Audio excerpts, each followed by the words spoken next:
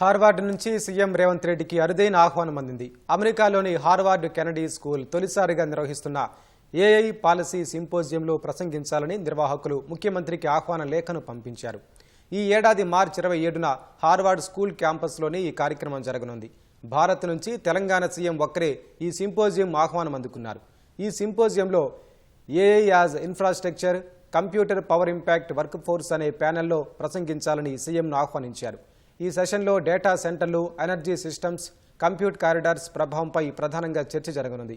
AI ecosystem అభివృద్ధి, AI city అభివృద్ధి లక్ష్యంతో తెలంగాణ ప్రభుత్వం అనుసరిస్తున్న విధానాలు, భూమి, విద్యుత్, నైపుణ్యాలు, నియంత్రణ, పెట్టుబడుల భాగస్వామ్యం వంటి అంశాలపై ప్రసంగించాలని సీఎంను ప్రత్యేకంగా ఆహ్వానించారు.